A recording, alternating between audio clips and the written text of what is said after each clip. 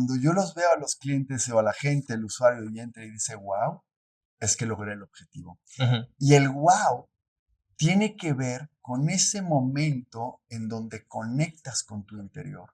Es un instante en donde el usuario se sorprende, pero se sorprende de sí mismo por sus referencias que tiene.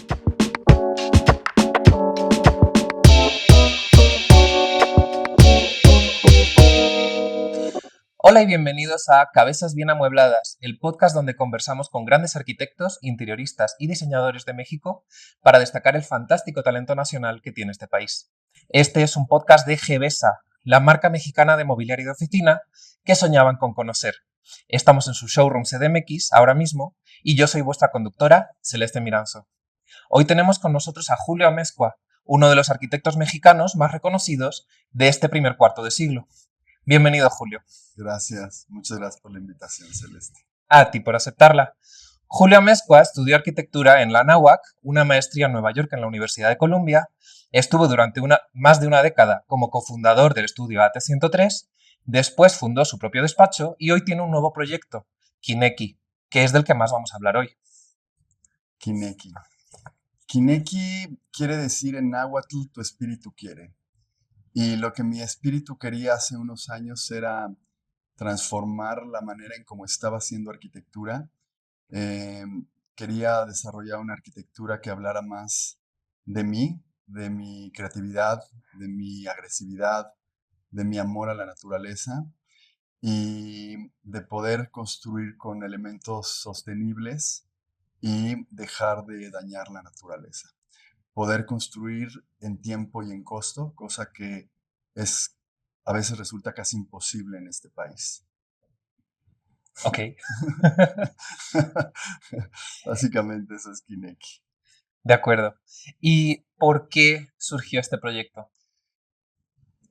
Creo que las grandes transformaciones que el ser humano tiene y que yo en particular tienes cuando te encuentras en una obscuridad, ¿no? O en un momento en donde te das cuenta que lo que estás haciendo para otras personas, en este caso una casa, no me la podía hacer para mí.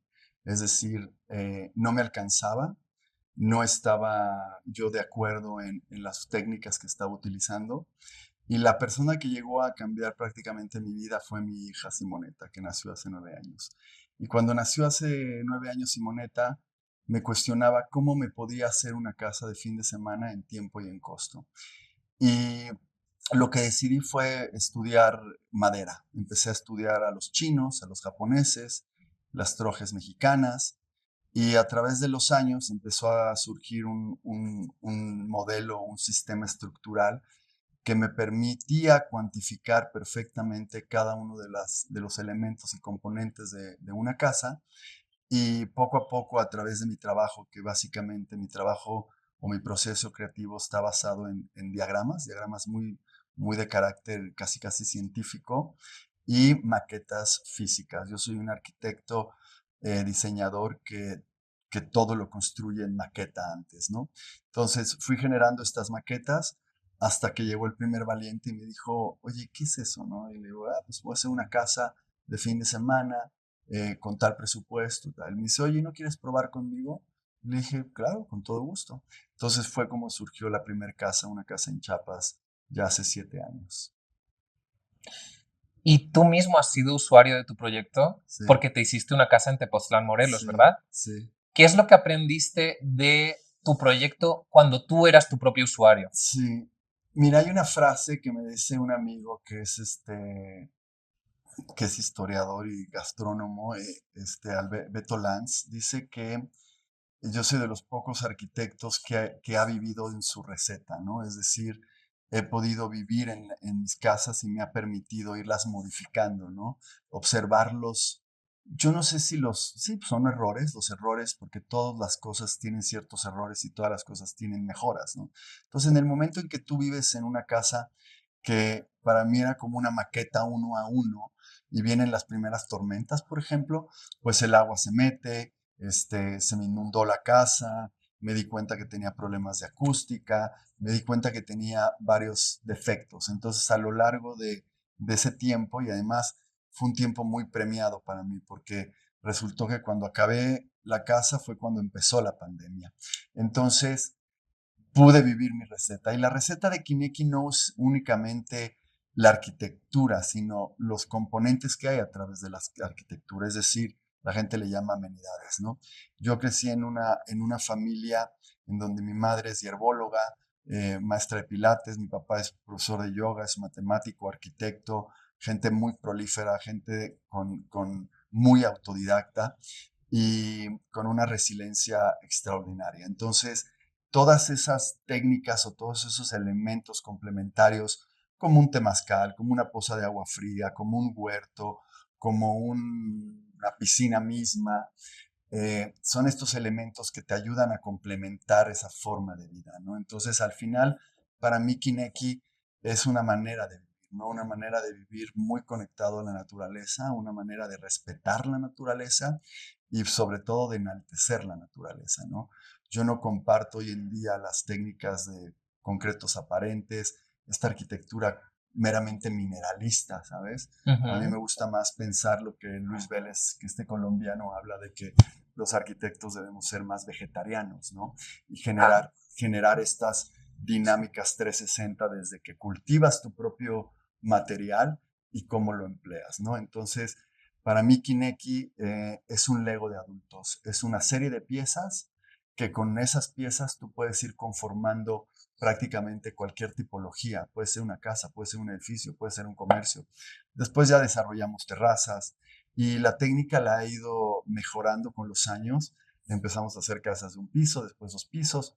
Ahora concluí un edificio de 4 pisos en Puerto Escondido y fue cuando ahora, digamos, que concluí esta etapa de concepto, ¿no? En donde ya pude probar y mejorar temas de acústica, ujú. temas del agua, temas de cómo implementar tecnologías renovables que otros amigos están haciendo, ¿no? Y que hay gente en México, sobre todo algunos extranjeros como Mark, que tiene esta compañía Team, en donde empezamos a hacer una serie de alianzas porque él produce unas plantas de tratamiento que prácticamente todo el agua que utilizo, que captamos, que utilizamos, la usamos para riego Oh, y donde puedes mezclar aguas jabonosas, aguas sucias, aguas limpias, aguas grises, papel de baño, etcétera, etcétera, y reutilizar esa agua, ¿no?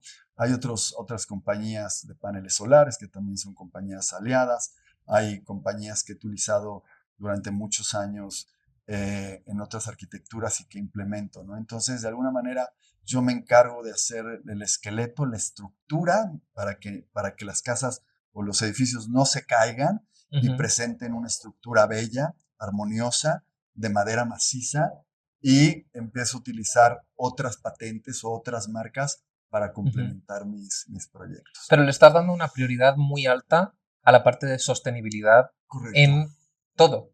en todo. ¿Y por qué?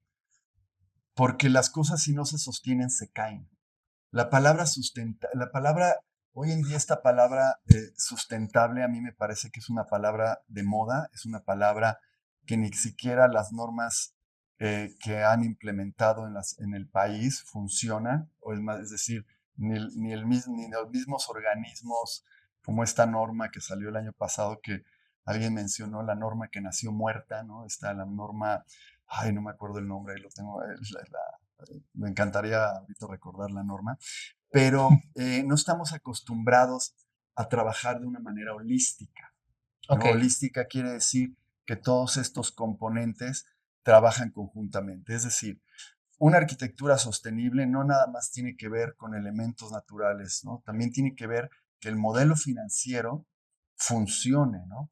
Pero también tiene que ver cómo va a envejecer, cómo se va a mantener con el tiempo, ¿no? Hay una enorme ignorancia en el país y en el mundo en donde creen que construir con madera es más caro y que no dura, ¿no? Ok. Y entonces, de alguna manera, lo que yo estoy tratando de hacer es como ay, no sé si suena pretencioso, pero es como ir evangelizando el uso de estas tecnologías para que los jóvenes no únicamente se guíen por esta parte superficial y de apariencia, ¿no? Sino que realmente trabajemos desde nuestro interior, desde la parte profunda de la arquitectura, ¿no? No desde la parte superficial, que son una fachada bonita, ¿me explico? Entonces, Kineki para mí se ha convertido como en una forma de vida, ¿no? En una forma en como toda esa parte que llevo dentro, que yo os digo, para ser artista solo basta estudiar arte, ¿no? Pero yo desde niño siempre me he considerado artista, siempre he tenido la necesidad de expresar lo que siento, ¿no? Ni siquiera lo que pienso, porque muchas veces lo que pienso no es tan congruente y no es tan, eh, a veces, positivo. Ok, Eh, pero lo que siento, creo que cuando tú logras sentir y conectar con tu mente es cuando realmente surge algo interesante, ¿no? Y evidentemente tengo un montón de referencias y tengo un montón de admiración por la gente, por colegas, y no trato de hacer algo único y auténtico, ¿no? O sea, la verdad es que me considero un muy buen copiador, ¿sabes? Cuando yo estudiaba en la universidad, me la pasaba copiando proyectos de Mies van der Rohe, de Frank Lloyd Wright y de Le Corbusier principalmente, ¿no? lo de es copiar. Ajá. Pero saber copiar, ¿no? Y el ir copiando te va enseñando, Ajá. al menos así yo lo creo, lo bueno, ¿no? La copia es Entonces, una gran maestra. la copia es la gran maestra, sí. Ajá. Hay un libro inclusive muy chiquito de Austin, este cuate, que dice, hay que copiar como artistas, ¿no? Hay que saber copiar, Ah, ¿no? sí, sí. Sí, Y luego Banksy dijo roba, ¿no? exacto, Y se exacto, quitó esa frase. correcto. Eh, pero de alguna manera, aunque no quieras hacer algo que sea como auténtico y único, que nadie más jamás haya hecho, sí que es algo que es auténtico contigo mismo. Sí, porque viene desde adentro, viene con una fuerza de honestidad, ¿no? Una fuerza de querer hacer las cosas. eh, Primero, es muy chistoso porque eh, haces las cosas, yo siempre he hecho las cosas para recibir un reconocimiento, Ujú. ¿sabes? Soy una persona que necesita que el otro lo reconozca. Eh, No me puedo imaginar cómo es vivir así.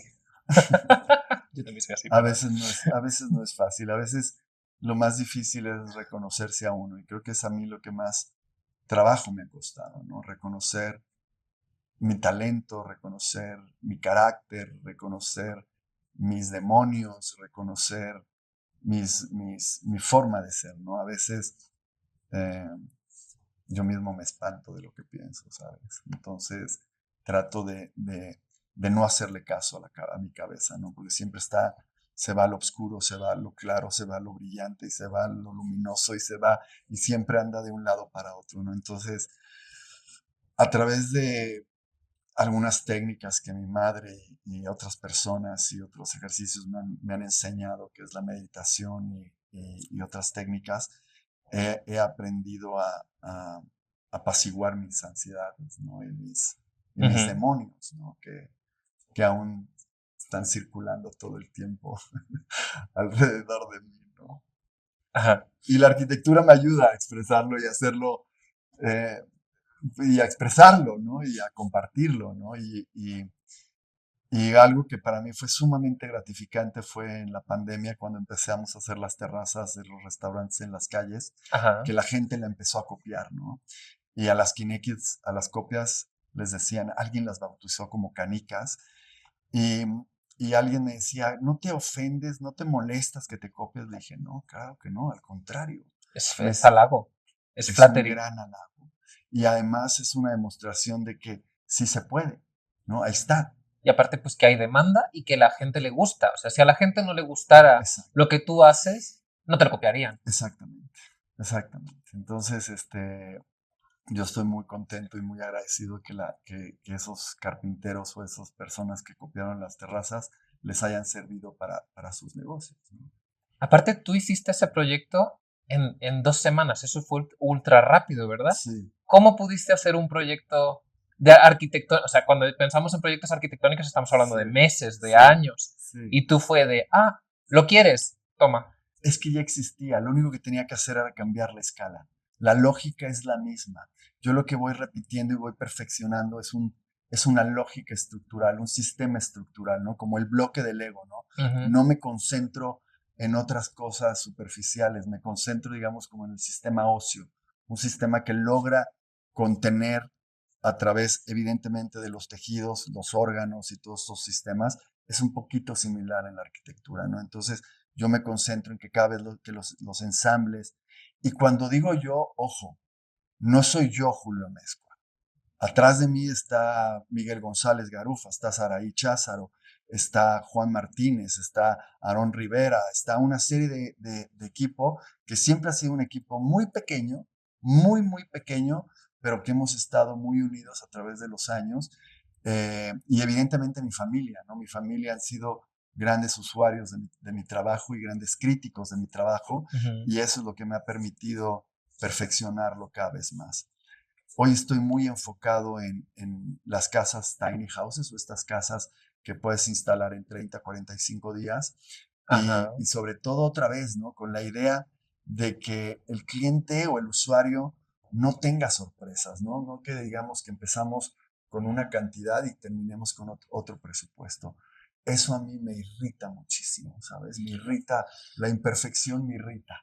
Ajá, y además los desajustes presupuestarios son una cosa súper común en los proyectos de arquitectura, tanto cuando te van recortando en plan de ya tenemos que hacerlo con esto, con esto, con esto y que sea menos, como que se vuelven obras súper caras ¿Correcto? y en cambio Kineki es muy liso. Es horizontal. Es totalmente horizontal, es una arquitectura horizontal, no es una arquitectura, es una arquitectura democrática, es una arquitectura, no es una arquitectura elitista. Yo lo que más padecía en la arquitectura anterior es el rompimiento de relaciones. Cuando tú a un cliente le dices que su casa va a costar 2 millones de pesos, 3, lo que sea, y cuesta más, automáticamente hay una ruptura de confianza, hay una Ujú. ruptura en la comunicación, hay una ruptura en el tiempo. Y a mí, como buen obsesivo, como buen adicto, como buen perfeccionista, eso me irrita, ¿sabes? Y me Ajá, saca de mi y centro. aunque la casa sea maravillosa y el diseño sea No me estupendo, importa, se salió de presupuesto, se no me salió de importa, tiempo, ya está mal. está mal, Ok. claro que está mal, ¿sabes? Y entonces, y eso se puede controlar. Ahora, ¿cómo se puede controlar? Repitiendo y generando un sistema.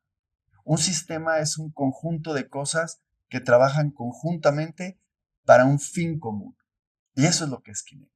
Es un sistema Ujú. constructivo, pero a la vez es un sistema de aprendizaje. ¿Por qué? Porque cuando la gente lo aprende a construir, automáticamente aprende una forma de vida distinta. Hoy en día el equipo que tengo en Puerto Escondido, que es Mario Miranda, Juanito, Ulises, es gente que se voltea y me dice, arquitecto, yo ya no quiero construir con las técnicas anteriores. Yo ya no quiero construir una arquitectura sucia. Ya no quiero llegar a una obra desordenada, ¿sabes? Entonces, eso automáticamente te cambia tu panorama, te cambia tu forma de vida. Y Ujú. eso es lo que yo he tratado de hacer conmigo mismo, ¿no? Cambiar mi forma de vida, ¿no? Yo he tenido una vida muy de gitano, muy de contrastes, y lo que hoy más trato de ser, aunque no lo logro, es ser ecuánime y ser congruente con lo que hago, ¿no? Ujú. Eh, Aún me falla muchísimo, creo que lo que más me falla es cómo me comunico, ¿no? Pero a través de mi trabajo he logrado comunicarme de una forma congruente y, si quieres, de alguna manera repetitiva sobre una misma historia, ¿no? Cuidemos la naturaleza, Ujú. nos estamos acabando la naturaleza. La gente no es consciente, la gente que construye con estos minerales no se está dando cuenta, no ha ido a observar cómo destrozamos las montañas, cómo destrozamos los ecosistemas.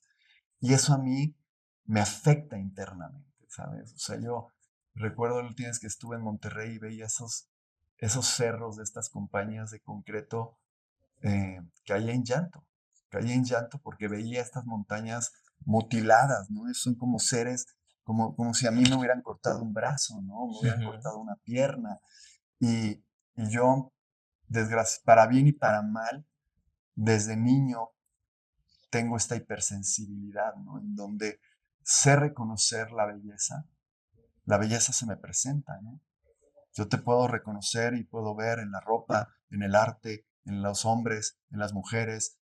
Siempre desde niño veía a un hombre y decía, wow, qué guapo. Y lo veía y lo admiraba. y la gente pensaba que yo era gay porque expresaba que ese hombre me gustaba, ¿no?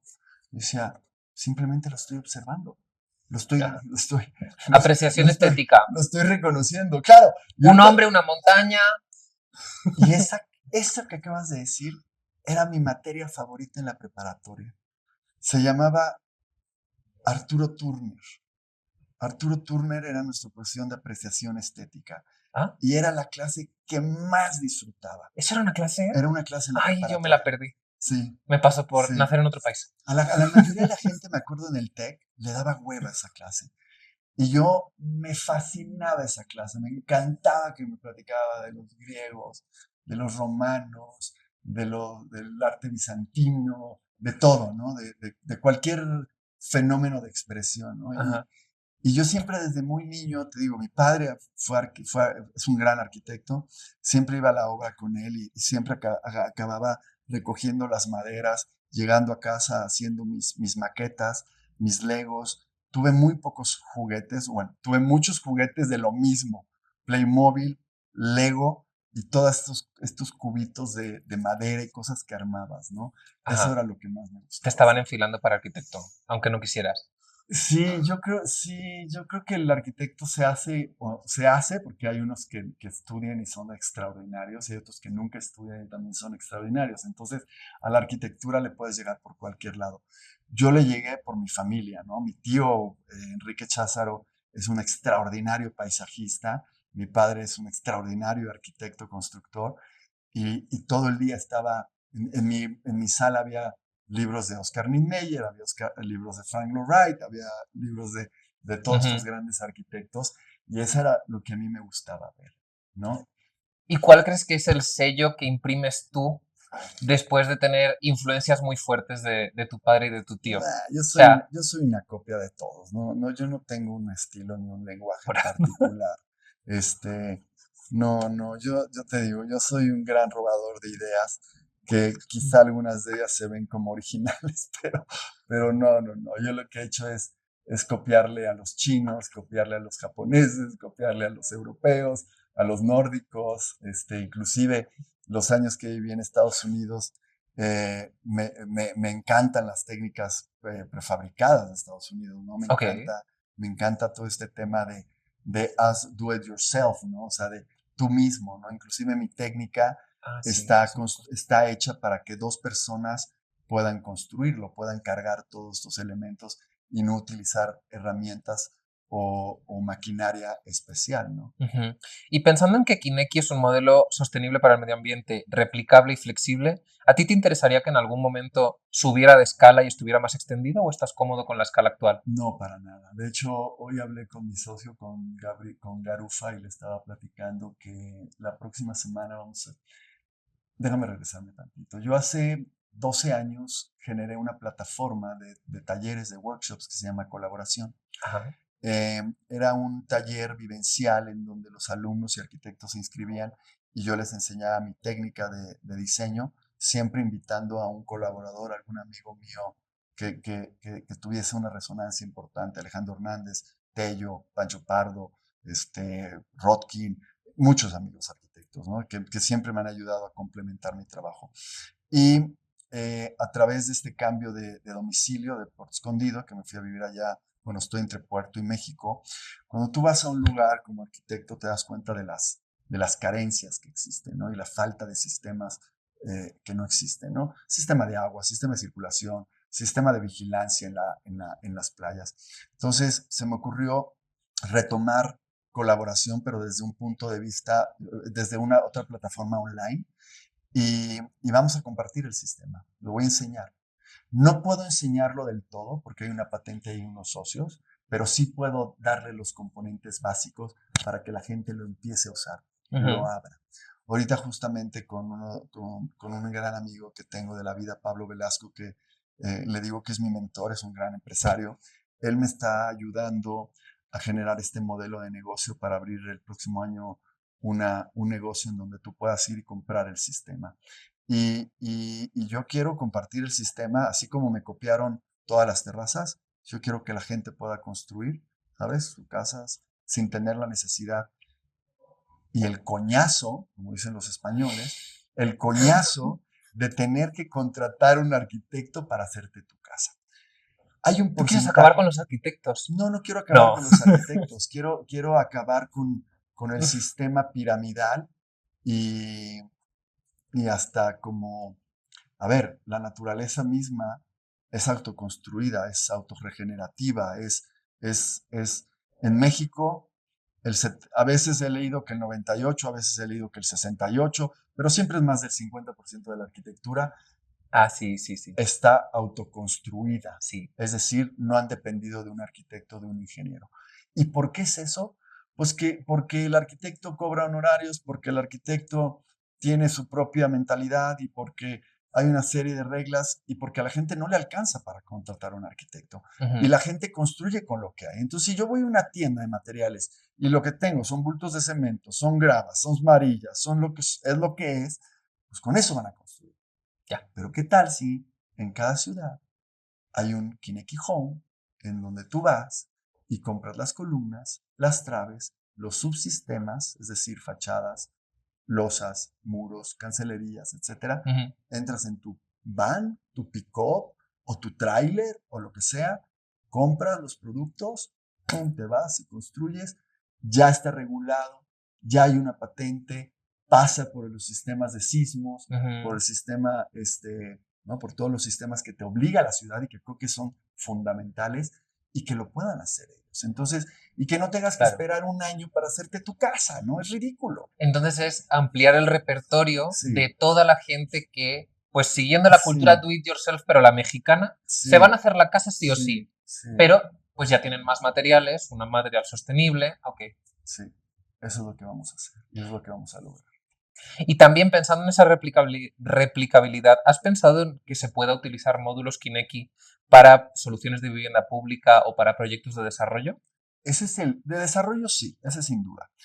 El que tú hablas, ese es mi objetivo del próximo año. ¿Cómo hacer? Y que ya tuve algunos acercamientos hace unos años y en un ejercicio con Infonavit de vivienda de interés social, con mi sistema.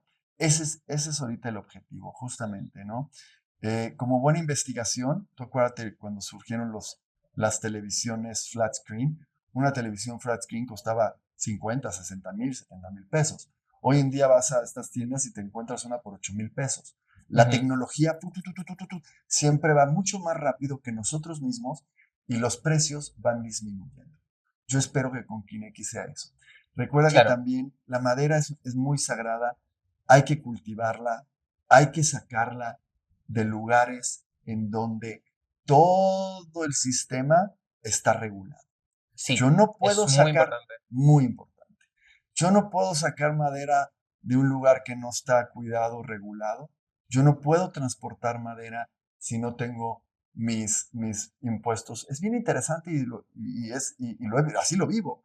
Yo no puedo mover madera de Durango si no tengo mis impuestos perfectamente pagados. ¿Entiendes? Y tengo mis guías, y tengo el origen, y tengo el destino. Entonces, hay una regulación, hay que respetar esa regulación. No podemos seguir talando los árboles como lo han hecho, por ejemplo, en estados como Chiapas. Tú hoy visitas Chiapas y ves un genocidio. O sea, vas y te das cuenta que han talado y talado y talado. Y desgraciadamente es pura ignorancia, ¿no? O sea, la verdad es que nosotros, inclusive uno mismo, ¿no? Actúa. Yo no soy, cuando actúo de manera mala, es por ignorancia, ¿sabes? No es porque me quiero chingar a alguien, sino es porque soy un ser evolutivo, soy un ser con muchas carencias, soy un ser que vine a aprender. Mi única misión en la vida es aprender, ¿sabes? Y mi necesidad es expresar. Esa es mi necesidad. Desde niño dibujo, desde niño pinto, desde niño grito, desde niño tengo una necesidad de que me vean, de que me escuchen, de que me toquen, ¿sabes? Entonces, yo quiero que eso se transmita en la arquitectura, ¿no? Yo quiero que entres, yo veo a la gente entrando aquí en Puerto y tocan las columnas, ¿sabes? Las tocan, ¿no? Como dice el maestro Jaspic, las fajan, ¿no? Él habla que sus esculturas les gusta que la toquen, ¿no? Que las fajes, que les estés manoseando, que sientas la piedra, que sientas la energía de la piedra. A mí eso me gusta también en la arquitectura, ¿no? Cuando veo a mi niña acercarse y tocar la madera, haz de cuenta que es como si me estuvieran haciendo una caricia, ¿no? Yo sé que son cosas medio cursis, pero bueno, también tengo eso en mi ser, ¿no? ¿Qué te digo? Bueno, la textura también es muy importante, el sentido del tacto en un proyecto de tanto de arquitectura como de interiores. Ujú, Y ahora, pues hablando de interiores, ¿cómo concibes tú el interior de un espacio de Kineki? ujú. ¿Cómo lo organizas? ¿Qué criterios sigues Sí. para organizar el interior? Fíjate, yo empecé estudiando artes visuales y en la misma escuela en París, en la Sorbona, había un curso de diseño de interiores y que lo tomaba también. Y para mí los interiores siempre fueron una disciplina eh, paralela a la arquitectura, es parte de la arquitectura. Pero el interiorismo, como su palabra lo dice, tiene que hablar del interior de la persona, del cliente. Si tú no conoces el interior de tu cliente, tu interiorismo para mí es una decoración. Es muy diferente el interiorismo a la decoración. En la decoración es un Ciertamente. gusto adquirido de una composición de elementos para cohabitar un espacio. El interiorismo habla de la forma de ser, de sentir, de pensar del cliente. Entonces yo cuando hago un proyecto de interiorismo, lo primero que hago es te cuestiono hasta cómo vas al baño, cómo te gusta coger, dónde te gusta coger, a qué altura tienes tu cuerpo, porque en el interiorismo todos hay como estos estándares, ¿no? De 75, 91. No, no. Hay gente, ve tú tienes una altura que no es la común. Entonces, tu baño o tu recámara no puede ser igual a la mía, porque tu interior y tu exterior son distintos. ¿Me Sí lo noto en explico? las cocinas. Sí, Sí lo notas, ¿verdad? sí, Entonces, mido un 83. ¿por qué no la cocina, la tuya, en lugar de 91, está a 1,10? Eso, ¿Por qué eso. no? ¿Me explico? Ajá, ajá. Entonces yo siempre lucho con esas cosas. Sí. Eh, Me encanta conocer a mis clientes de esa manera, entonces ya sé si hago una ducha o dos duchas, o separo los baños, o crezco los baños. Por ejemplo, los apagadores, ¿no?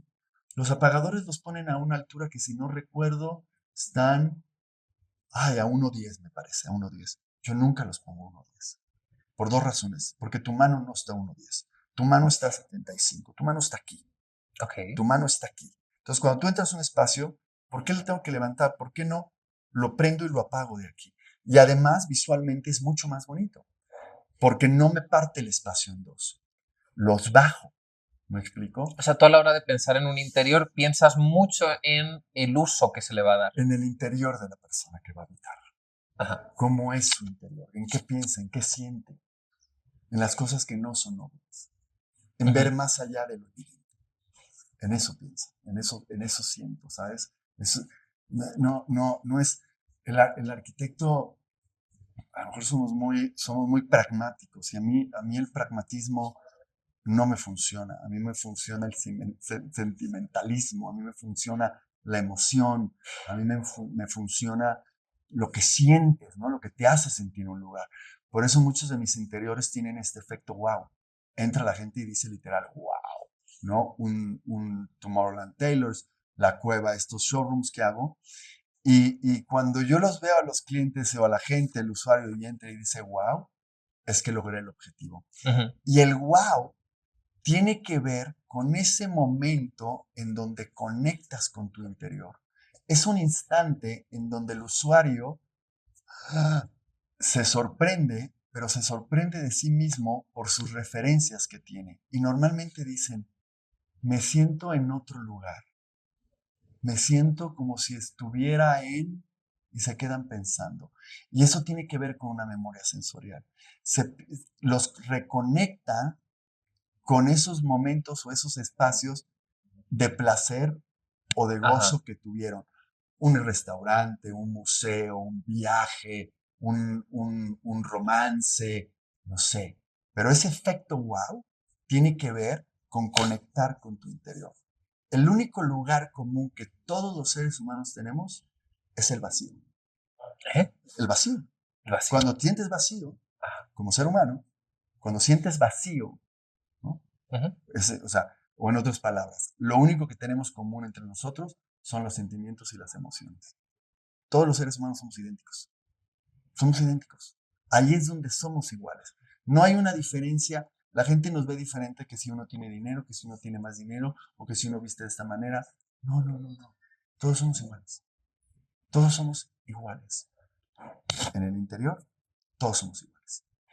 Y eso, en la arquitectura, digamos que es materia de creación, ¿no? Es cuando tú sabes contactar con esas partes profundas de ti, sean buenas o sean malas, creo que es cuando logras poderte comunicar como un buen artista, ¿no?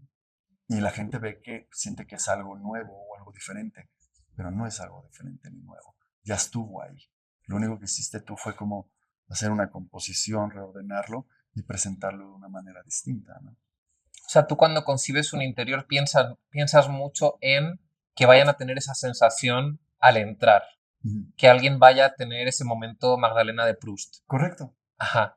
¿Y qué interiores, que cuando has entrado tú en un espacio, en un diseño de interior, que te haya generado a ti esa Fíjate, a mí sensación? normalmente los museos, cuando entro a un museo y me gusta y conecto con las exposiciones, normalmente me excito. Es algo muy particular.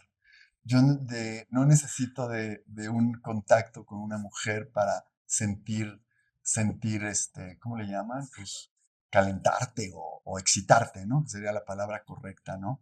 Yo el arte por sí mismo a mí me excita, ¿no? Me genera esta parte como sexual de reconocimiento y me excita mucho. Y entonces es por eso que me gusta ir tanto a las exposiciones, ¿no? Porque es un momento conmigo mismo en donde no tengo que tener una relación sexual con nadie, sino conmigo mismo, ¿no? Yo sé que se oye medio raro, pero eso te lo dan los interiores, ¿Eso ¿no? te lo dan los Eso interiores? te da los interiores, claro. Bueno, Te da esa intimidad, ¿no? Te da esa exaltez, te da esa cachondez, ¿no? ajá. Y ahora voy a pasar a... Esta sección se llamaba Deeper Philosophical Questions, pero creo que ya hemos hecho todo Deeper Philosophical Questions, Ajá. entonces ya no va. Ya, no, ya, no, Eh, ya, no, ya nos acabamos ya estamos allí, ya ya nos estamos acabamos allí. las respuestas. ¿Por qué elegiste ser arquitecto? ¿Por qué elegí ser arquitecto? ¿Qué pregunta? Tiene que ver con eso, ¿no? Porque siempre me sentí artista, pero el arquitecto tiene una parte de artista, pero el arquitecto es arquitecto. El arquitecto es una mezcla entre científico y artista. Es una mezcla entre ingeniero y constructor. Y yo desde niño quise ser arquitecto porque a mí siempre me ha encantado el espacio y siempre he soñado con diseñar naves espaciales. Y creo que era esta pregunta, ¿por qué estudié Sí, sí, arquitectura? sí. Porque yo quería aprender a diseñar naves espaciales de niño. Ok. Y creía que a través de la arquitectura, que es una disciplina que tiene muchas disciplinas dentro de sí misma, creía que algún día voy a poder diseñar naves espaciales. Pero esa es otra licenciatura. Yo sé, espacial, pero donde yo crecí en México no existen esas cosas, Ah, ¿no? No ok. existen esas carreras. Y lo más afín a lo que yo hacía me parecía como muy natural, te digo, siempre me gustó, siempre fui afín a la arquitectura, rodeado de arquitectos y, y era lo que me tocaba, ¿no? No fue una decisión, fue dado, ¿no? Era como algo que, ¿por qué comes? Pues porque tienes hambre, ¿no?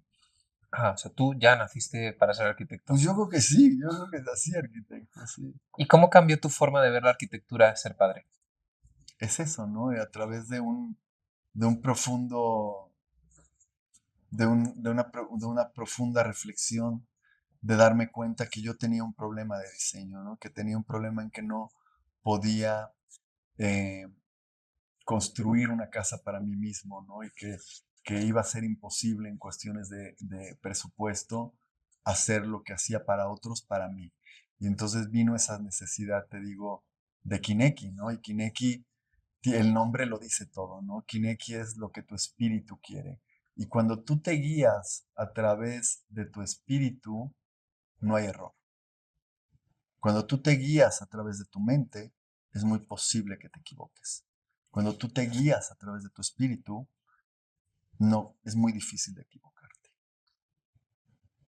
Ok. ¿Ok? Se me ha perdido una tarjeta. Pero no pasa nada, no pasa nada. Em, yo quería rescatar un proyecto que me llamó mucho la atención tuyo, Ujú, que es del que yo dije, ay, me llama mucho la atención este arquitecto, a lo mejor me quiere dar una entrevista, que es que en una antigua discoteca que se quemó, ujú. tú construiste un parque de bomberos. Sí.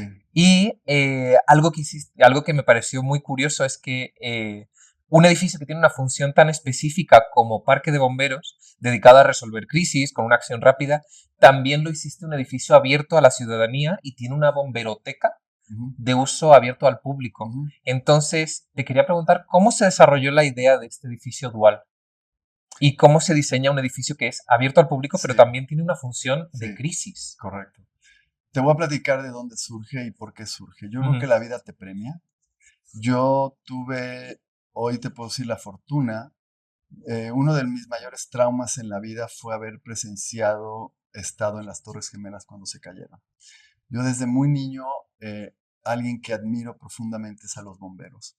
Les admiro esa fuerza y ese deseo de meterte al peligro, al fuego.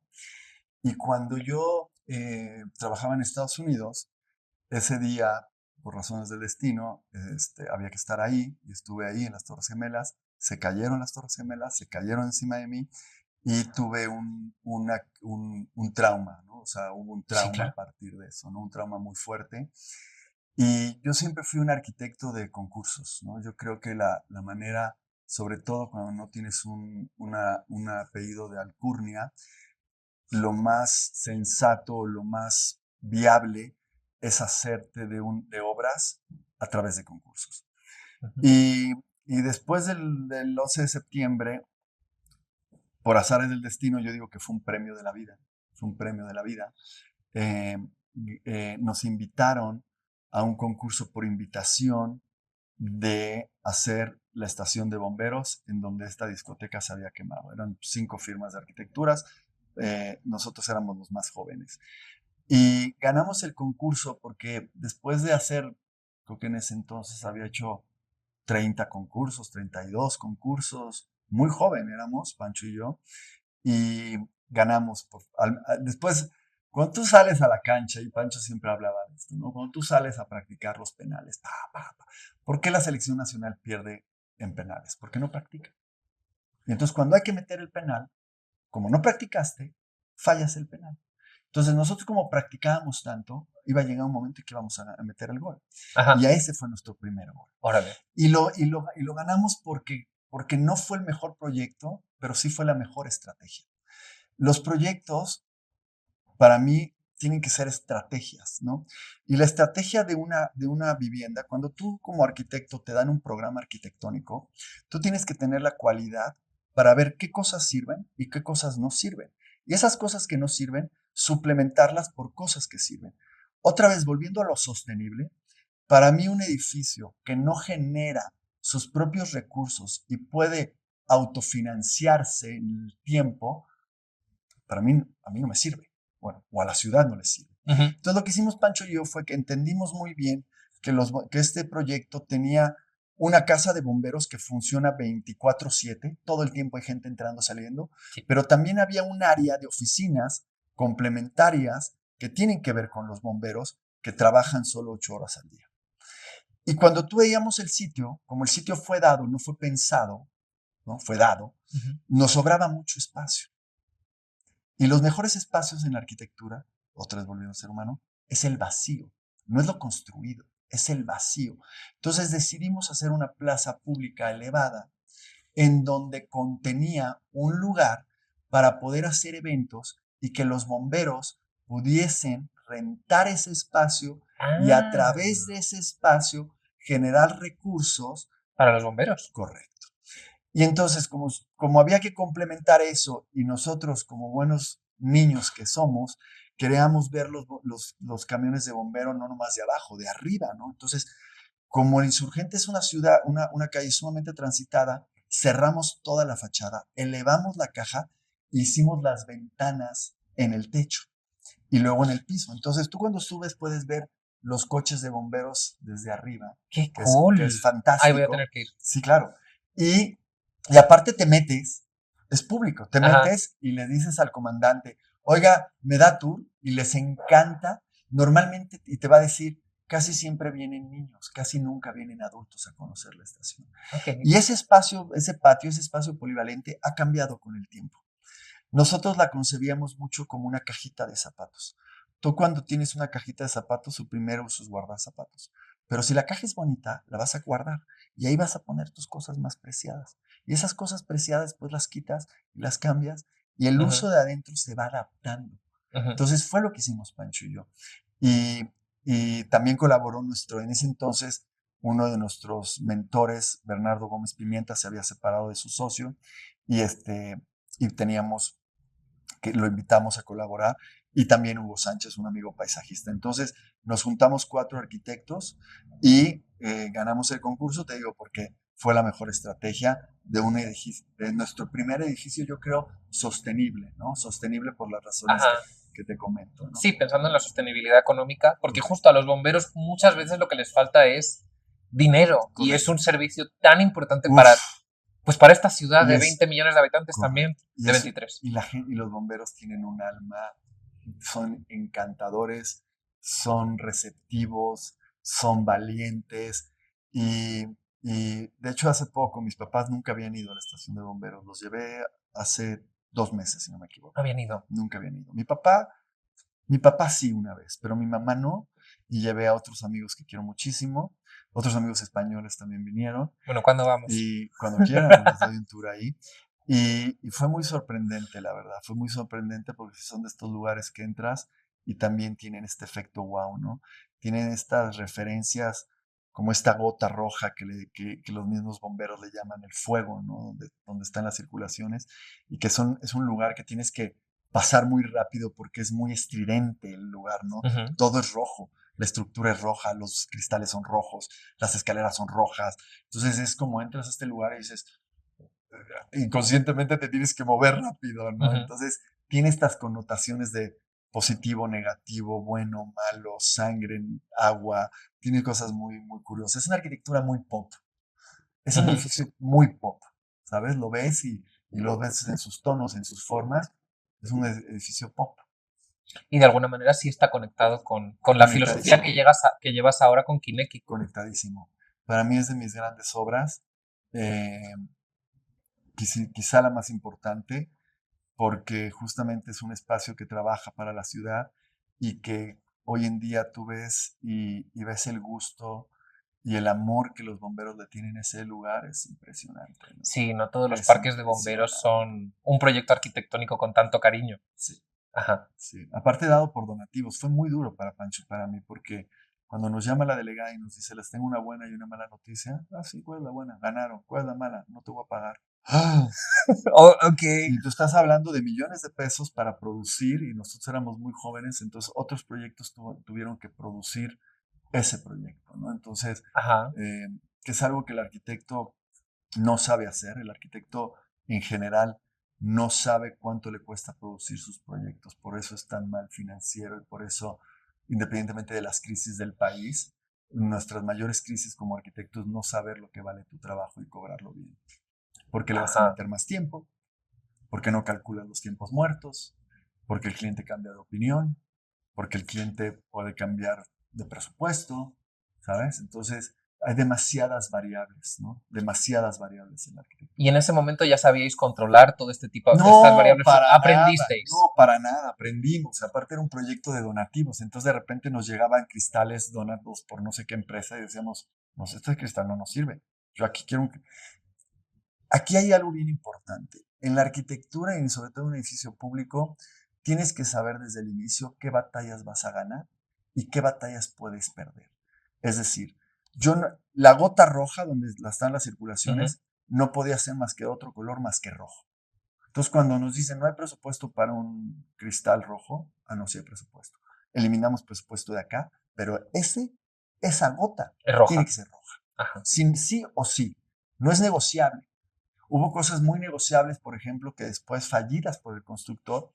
¿Te acuerdas que te comentaba que había 2 programas arquitectónicos? Sí. Entonces, la circulación tenía que ser separada. Entonces, nos basamos en la escalera de Da Vinci, generamos 2 escaleras helicoidales que se interconectaban para que si los bomberos llegaban, tomaban una escalera. Si los funcionarios llegaban, tomaban otra escalera, se podían observar, pero no se cruzaban. Okay. Y de repente el constructor, por percepción, dijo, es muy cara esa escalera, cámbienla. Y la delegada le hizo caso. Perdón que hable así, pero el muy bruto y los muy brutos lo cambiaron. Y recuerdo un día ya en construcción al constructor decir en voz baja, esta escalera está costando más que la que estaba proyectada inicialmente. Se les dijo. Se les dijo. Se les dijo. Pero en funcionalidad tenía mucho sentido porque los bomberos tienen que ir corriendo Claro. al fuego. No nomás corriendo. Una de las premisas son que el bombero, no importa en dónde esté en el edificio, en menos de 1 minuto, y para ser exacto, 58 segundos, tiene que estar con su uniforme en el auto, en el bus, en el camión, listo para salir. Wow. ¿Tú sabes lo que eso representa? Eso es un reto. Estás hablando de un equipo que pesa 30 kilos. 30 kilos.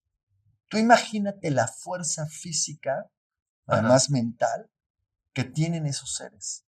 Entonces, un edificio que está flotado 4,5 metros y después tiene 3 pisos. No sé si alguna vez vieron este jueguito de Donkey Kong, un changuito que iba como brincando de lugar en lugar así. Sí. Bueno, eso lo tenemos que ir haciendo, ¿no? Porque también normalmente las estaciones de bomberos son de 2 niveles. Este tiene 3 niveles y además está elevado la ciudad.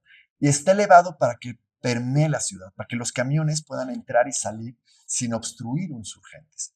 Y el proyecto no nomás era la estación, era toda esa línea que hoy conocemos, la línea del Metrobús. El Metrobús no existía. Fíjate. El carril del Metrobús surge a través de la estación de bomberos, porque es el carril donde circulan los bomberos. Entonces, modificamos no nomás per se la estación, sino modificamos la avenida, que es la segunda avenida más grande del mundo. La avenida más grande del mundo es Sunset en California, en Los Ángeles. La segunda avenida más grande del mundo es Insurgentes. Entonces, el proyecto no es nada más la estación. El proyecto es todas Insurgentes y además los círculos concéntricos para que la estación, porque esa estación no nomás atiende la Cuauhtémoc, atiende toda la ciudad. Atiende toda la ciudad. Es muy interesante cómo cuando llega la señal, automáticamente entran a todas las estaciones y digamos que la de Insurgentes, la nuestra, la de Fénix, es la central. Es la más importante de alguna manera, porque es la que está en el centro de la ciudad. Entonces, normalmente van siempre las que quedan más cerca, pero como apoyo también siempre va Ave Fénix. Ok. Sí. Súper interesante. No sabía que funcionaba así la red de bomberos de esta ciudad. Creo que ya estamos casi llegando, fuera de tiempo, entonces vamos a pasar al cierre. Julio Amezcua, ha sido un placer tenerte en Cabezas Bien Amuebladas. Definitivamente también tienes la cabeza bien amueblada. ¿Y dónde te podemos encontrar en redes? En redes, normalmente uso Instagram, que es la que más me divierte. Estoy como Julio Amezcua. También está Kineki-Kineki. Y en Twitter, pero Twitter casi no lo uso, también Julio Amezcua. Sí, no, Twitter no, Julio Amezcua Kineki. Pero estoy en Instagram. Instagram, al ser tan visual, me encanta. Es una plataforma. En LinkedIn también estoy, pero en Instagram es el que más atiendo, es la que más me divierte. Y ahí me pueden encontrar. Ahí pueden ver un poquito de todo, de mi vida personal, de mi vida profesional, de mis éxitos, de mis no éxitos, de lo que soy, ¿no? Fantástico. Y pues de nuevo, esto es un podcast de Gevesa y pueden encontrarnos en redes como Gevesa o como amuebladas.pod o Cabezas Bien Amuebladas. Entonces, muchas gracias a todos por ver nuestro programa de hoy y nos vemos hasta la próxima. Muchas gracias, Celeste. Muchas gracias a todos por escucharnos y por invitarme. Fue un Muchas placer gracias, platicar. Julio. Fue un placer. A mí también. Muchas gracias.